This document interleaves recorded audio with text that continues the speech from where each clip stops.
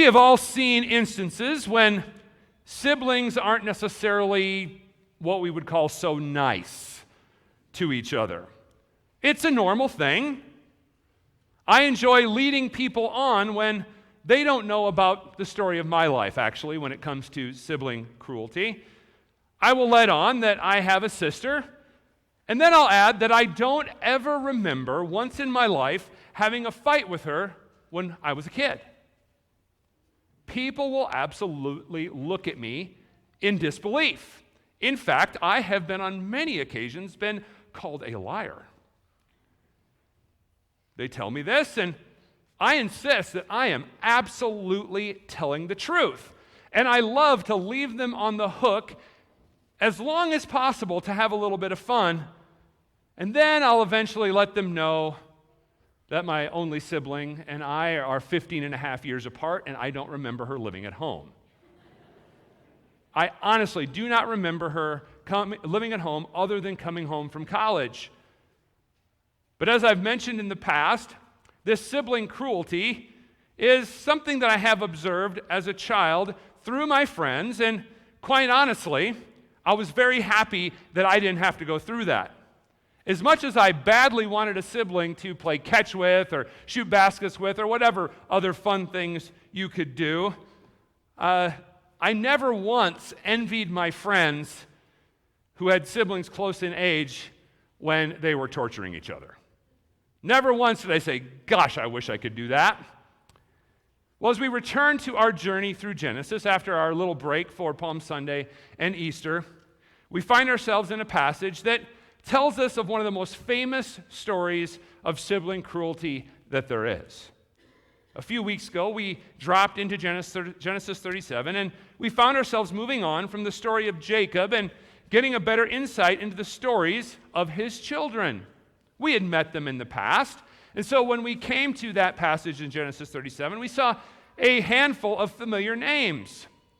But now we're getting insights into their lives and seeing how the promise of God is going to continue on into the next generation. Specifically, we're getting to know Joseph, and we have seen his status of being the favorite child in that passage that we looked at a few weeks back. Now, the passage not only showed us that he was the favorite, but also let us know that perhaps that favored position had gone to his head a little bit. Joseph had been having dreams of how he is not only bowed down to by his 11 brothers, but the second dream we read about showed that his father and mother would also bow down before him. Now that seems like a bit of an ego trip. But as the story of Joseph continues, we know that God has something big in store for Joseph. And in the sovereign plan of God, his dreams are going to come to pass. And he is going to be used by God to protect the covenant people of God. And so with this context in mind, we now approach the passage that we looked at today, and we're going to dig into it, and we're going to break it down beforehand, though, so we have our points lined out for us. So the first part of this story, we're going to be looking at the part that tells us about Joseph being sent to his brothers. As we think back to what we saw a few weeks ago, we remember that Joseph had a reputation for ratting out his brothers. That always makes you popular with your siblings, right? Well, we can't know why Joseph is at home instead of out in the field with his brothers, but we see that Jacob uses his favorite son to check in on the rest of his sons in the first part of our story for today. Secondly, we see that the brothers hold a grudge against Joseph. In these verses, we see how important the story about the dreams and the favoritism are to the narrative of the whole story of Genesis here. That story helps us to understand how the brothers become so filled with this hateful resentment towards Joseph. And finally, we find that Joseph is actually sold into slavery and is separated from the covenant people of God. Once again, the plot of the story in Genesis is unexpected. Aren't things supposed to be good for the people that God favors? Shouldn't the favorite son of Jacob be exempt from these kind of struggles? But God is telling his story, not the story of human achievement or excellence, but of his faithfulness. And so we find ourselves in this familiar story of Joseph. We find that he is at home and his brothers are out pasturing the flock. Now, the text doesn't give us an indication of why this is set up this way. Why is Joseph at home and the rest are out and about? I don't know about you, though. I do get kind of a feeling from the way the story is told here, the way the story progresses, that this might have a little to do with this favoritism thing that we had read about before. Sure, maybe Joseph's skills are better used close to home, but you would think that maybe he would be required to pay his dues a little, right? I mean, we've all got to go out into the field. Yes, you're my favorite, Joseph, but it's going to look bad if I keep you at home. You would think maybe they would send him out, but Jacob doesn't. And clearly, he's old enough to be in the fields. He's old enough to be helping them out because Jacob sends him out to check on him by himself. And we sort of feel that the previous mention of his tattling and his telling on his brothers comes into play here a little bit. Moses gives us this detail about him telling on his brothers, and it helps us to imagine the mindset of Jacob here. He's being sent out, and he's going to find out if the brothers are doing what they're supposed to be doing. And so now we understand what the mindset of Jacob is, the mindset of Joseph, and how his brothers are actually going to receive him. And we find Joseph to be particularly willing to do the bidding of his father as we read this passage. He's obedient to do what his father asks of him. And we get an idea that he is particularly obedient. And while we've gotten a little bit of a vibe of smugness in the telling of his dreams, we do know that the character of Joseph is exemplary. We know his stories. We're going to see this throughout his life here in Genesis. In fact, I always say that he is one of only a few Bible characters who come out smelling good at the end of their life, that they look good through the whole duration, right? And this is visible with how Joseph responds to his father. He says, "Here I am." Now, that isn't the way that you or I would let someone know that we're going to do what they've asked of us. If someone asked us to do something, "Hey, would you mind moving that box over there for me?" "Here I am." Okay, that's not how you and I would reply. But actually, you and I would say, or if someone were to do that to us, "Would you move that box for me?" And they replied, "Here I am." They'd say, "Yeah, that's why I asked you. I'm not blind."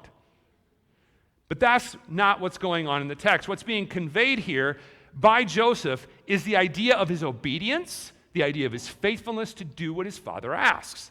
I am here to do your bidding. I am a faithful servant of you, Father. And while we naturally might look down on Joseph because he is that tattletale and he comes across as a little arrogant with those dreams, what we get from this is a sense that he is the good son. He is the faithful one. He's the kind of guy that you and I can trust. He'll do the job. And we see here that he is diligent in the duty that has been assigned to him because, remember, Joseph isn't going out with a GPS signal on the flocks. He doesn't know where they are. Imagine trying to find nomadic shepherds. Okay? This is not an easy task. Joseph has to seek out his brothers, and it's tough. And the feeling in the text here is giving us this idea that this isn't easy, that time is passing, that he is struggling to find them. Now, I'm not talking weeks or even days here that maybe it takes him to find them, but just that there is enough time and wandering that there is substantial separation from Joseph and the other sons of Jacob and from the rest of the people. The idea in the text is that Joseph is moving away from the covenant people of God. He is out there in the wilderness by himself. This is not necessarily safe. That's the idea that's being conveyed here. And so when we get this idea of separation, we also see it in how the next part of our passage plays out when we see the grudge that the brothers have. Okay?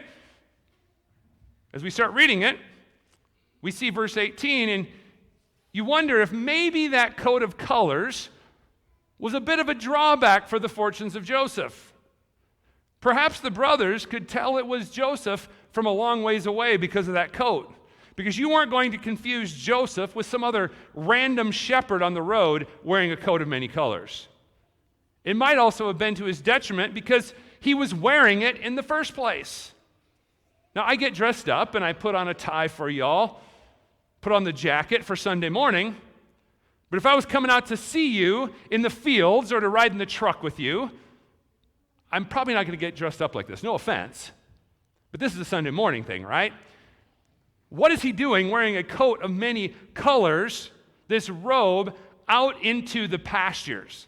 Is there a little bit of arrogance here? A little bit of I'm daddy's favorite here? What's going on? He is reminding the brothers as they see him in this coat that dad has decided that he's the little prince, that he's the favorite.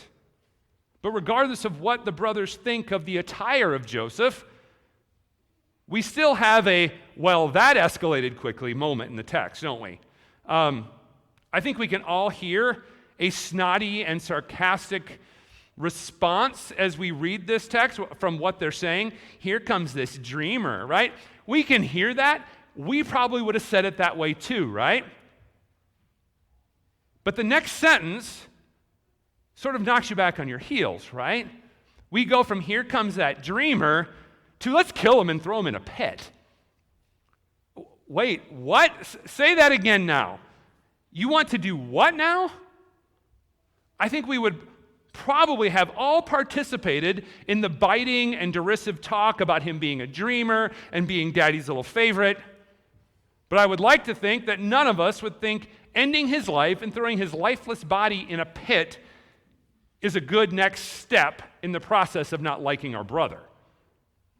And I think this tells us something about the nature of their relationship. While their activity is not in any way justifiable, and it is to be condemned, there is more to this story than just a regular sibling rivalry. This is embedded with all kinds of issues of inheritance, of superiority, of their family structure in this time and era of history. You and I can't even begin to understand it. Again, not justifying the taking of anyone's life, but we have to understand the tension that all of this family structure has caused in all these brothers. Now, as we see that one of the brothers speaks up to spare the life of Joseph, and it's actually really significant that it's Reuben. Now, it's been a while, but think back to what happened that caused Reuben, who is the oldest, to lose his birthright and the inheritance that comes from his position as the oldest. If we were to turn back to chapter 35, we'll be reminded of the story that Reuben did something here that wasn't popular with Jacob. I'm going to bring it up here. Notice what it says. You may remember this part of the story when we were there quite a while back. While Israel lived in that land, Reuben went and lay with Bilhah, his father's concubine, and Israel heard of it. Now, Reuben here isn't just sticking up for his younger brother here. He's not necessarily acting all heroic because he's probably trying to win some points with his father. He's made a mistake that moved him from being in the favored position to being in the position of inheritance. And he also likely sees himself as a protector, being the oldest. And so he figures if he saves Joseph, well, maybe I can move back up in my father's sight from what happened in the past. And so we get some insight into his little plan here. He doesn't flat out tell them, no, we aren't going to do this. He's going to have them throw Joseph into one of the pits, and then he is going to come back and rescue him. Now, I've read and I've heard this story a lot of times. It's a Sunday school favorite, right? But until I slowed down and considered what Reuben's status was before Jacob, I didn't see this before. I didn't get this. This vibe that's going on here. I'm going to redeem myself before my father. Now, I'm not going to take away from him the fact that he saved Joseph's life. That's a good thing. But I think we get the idea that the rescue he is planning isn't so much about rescuing the favorite son. It's more about making his other brothers look bad and making him look good. Reuben may have had inappropriate relations with Bilhah, and that may have really upset his father. It did really upset his father. But that isn't nearly as bad as trying to kill the favorite son, the prince of the family, and then make it look like he was killed by an animal. He's going to score some points here. And so we have two bits of plotting going on here in the text. And Joseph is clueless. He is oblivious. He's just wandering across the wilderness in his fancy, colorful robe, not knowing any of this is going on. Imagine being Joseph and showing up and being stripped of your robe and being thrown into this dry pit. I'm guessing up to this point in his life, this was the worst day he had ever had. This is not good. There he sits in a dry pit, wondering what is going to become of him. With his history of telling on his brothers, I'm guessing he didn't think he was going to make it out alive, right? You know he thought his brothers would fear the wrath of their father for throwing him in this pit. Now, we don't have all the dialogue of the interactions that happen here, but perhaps Joseph used that famous little brother line, "You are going to be in so much trouble when I tell Dad." I mean, I can almost hear it echoing out of the pit, right? If you imagine hard enough, you can tell there's probably some interesting dialogue going here that isn't in the text. And if Joseph had no idea that his brothers resented him so much, he now has a pretty good idea of their antipathy towards him. And along with Joseph, we are left to wonder, what is going to happen? What is God in his sovereignty going to ordain to happen, and how will this shape the story of the people of God? And we see the resolution to the story as we move into the final section and our final point for today, that God ordains of all things that this favorite son, this righteous one, this willing servant is going to be sold into slavery. And once again, you can get an insight into my weird sense of humor by how I react to verse 25 here. I think the way Moses tells the story here is kind of funny. I really do. They sat down to eat. It's time for a break, boys. We just contemplated killing our brother, but instead we threw him into a pit. Let's have lunch. What a hard day's work. We deserve a break. Let's see what the servants packed in our lunch boxes while our brother is down there. What are we going to do with him? We either have to kill him or let him starve. Let's have lunch. But as they sit down to dine, we see that the wandering of Joseph to find his brothers has caused the timing of his arrival to sync up very well with a traveling caravan. In the divine plan of God, something important is happening. Joseph is not going to meet his end at the bottom of that pit. And Reuben is not going to be able to use this rescue of Joseph idea as a means of returning to good standing with his father. Instead, Joseph is going to be taken far away from the people of God and far away from the land of the promise. We have to remember this as we consider this text, because the promise is being passed along here in Genesis from generation to generation. Not only the promise of the seed of the woman, the Messiah that was to come, but also this promise that one day they would inhabit the promised land. The children of Abraham would own this land.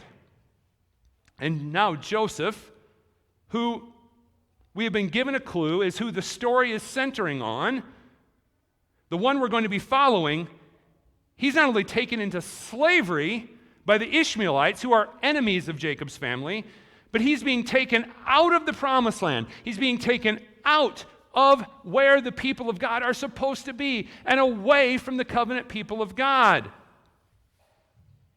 What is God doing? This doesn't seem how the story should resolve. What is God doing? Does he have a plan, like at all?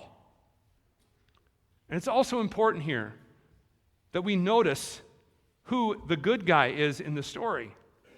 Now remember, Reuben has lost his status as the one who has the birthright, and in the future we will discover that the promise is going to rest on the offspring of Judah.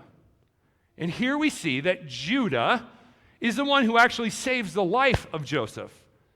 Now he sells him into slavery, but he is right, and it is good that he avoids the shedding of blood by his brother. Now, one point of clarity here that you might have noticed as we were reading through the text. At one point, the text calls the people who are coming Ishmaelites, and another time it calls them the Midianites. We don't know why this is done, why the terms are used interchangeably, but this isn't the only place it happens in Scripture, so Moses isn't confused.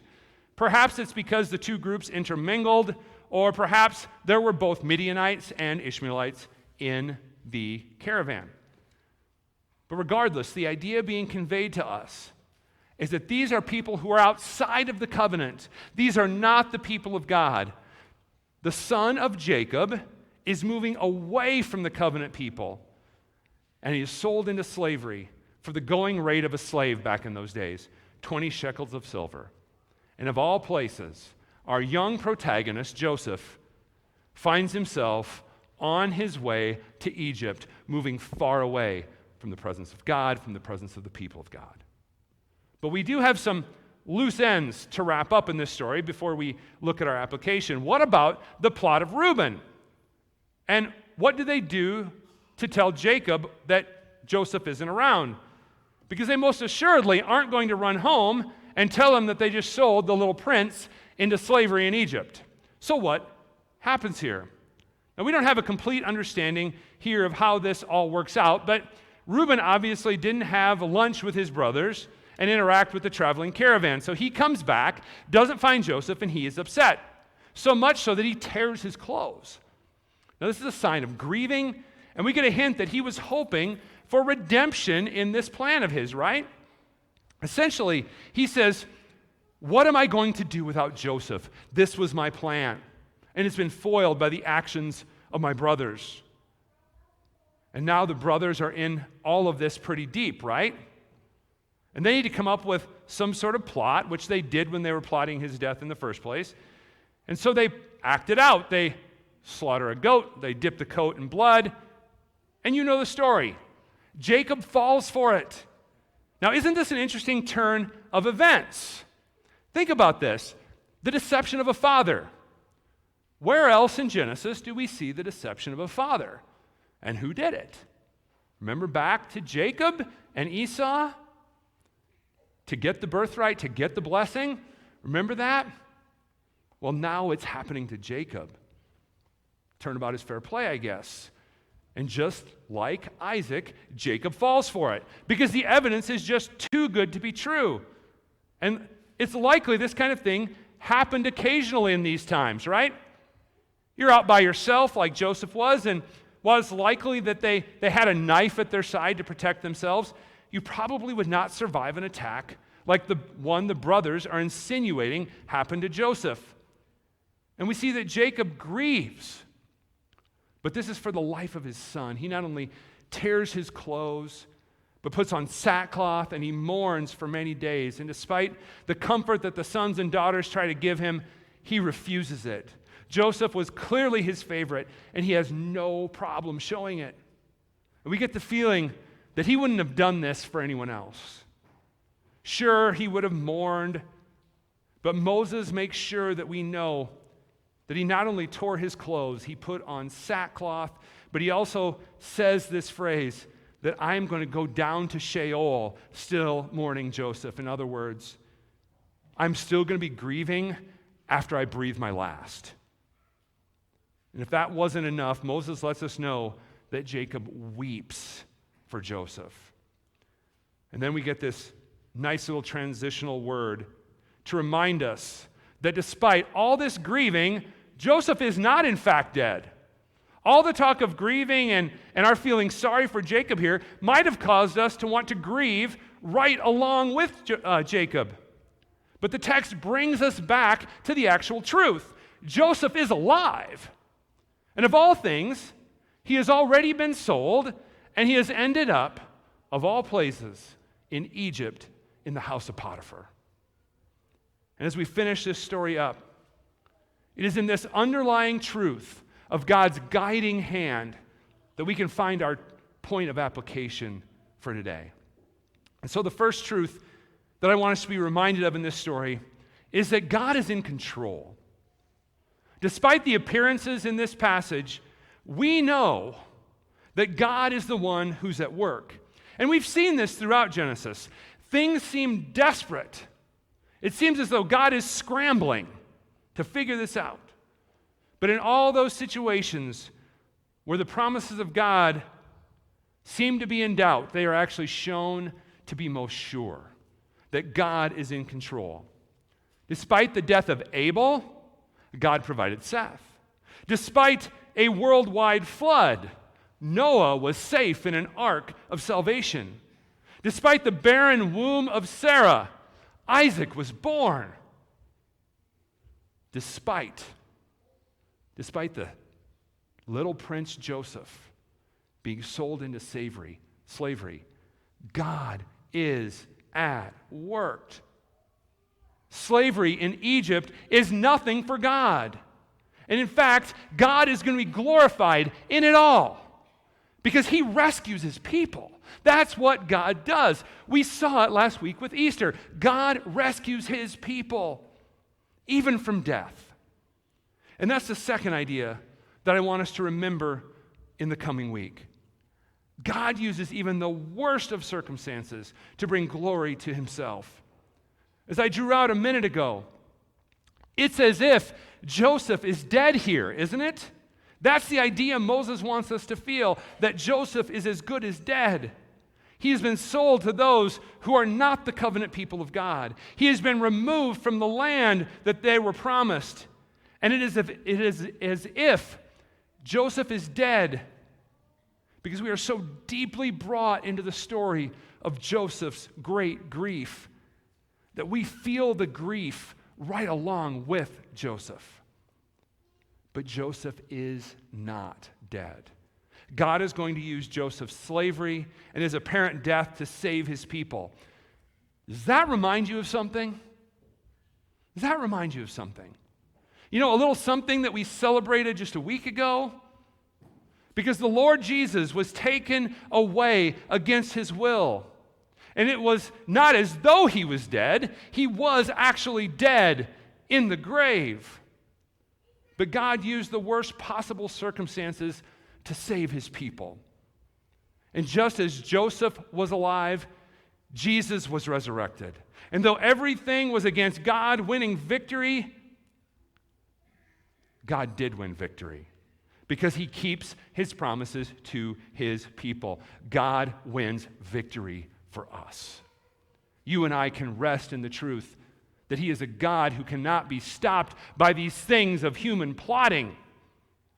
Instead, he brings salvation to his people because he keeps his promises. And so may you and I be a people of God who, through the varied circumstances that come at us in life, may we trust in the salvation that God brings to his people. If God can defeat being sold into slavery, he can defeat what you're facing in your life. He has defeated sin, death, and hell for you.